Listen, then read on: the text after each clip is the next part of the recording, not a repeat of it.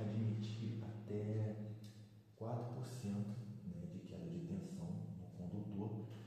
Para 127, a queda de 4% é igual a 5,08 volts.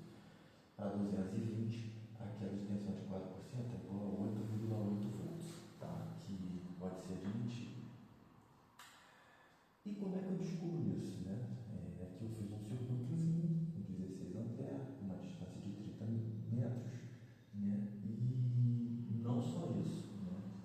O coeficiente também dos materiais, por exemplo, do cobre e do alumínio, eles são diferentes. E dentro da aplicação da fórmula, eles vão influenciar também, né, na resistência, o que vai influenciar nessa queda de tensão que a gente vai ter na linha, né? E como é que a gente descobre isso?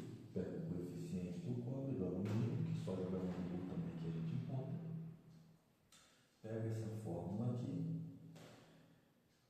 que é igual à distância, né? Só que qual que é o grande lance? A distância aqui é 30, né? Por que eu coloquei 60? Porque todo circuito de corrente alternada, ele é fechado.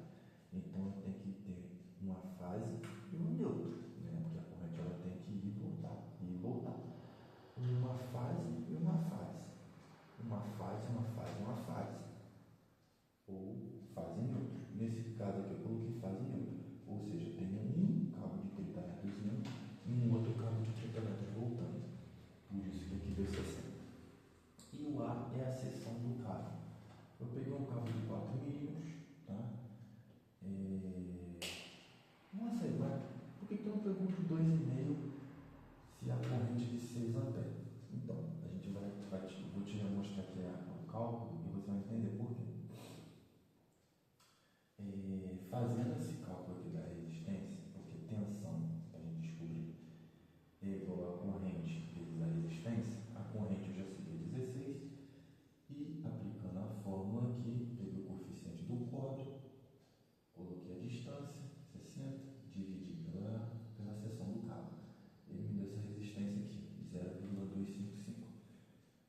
Corrente vezes a resistência é igual a 4,08 volts.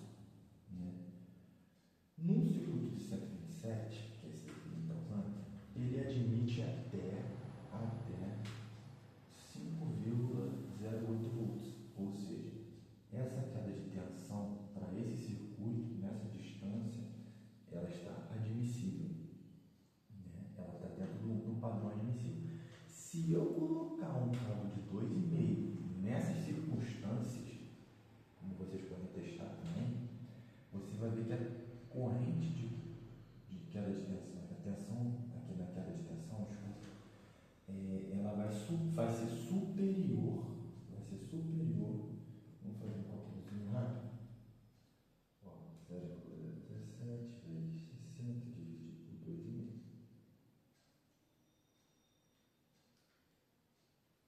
Ele vai me dar 0,408.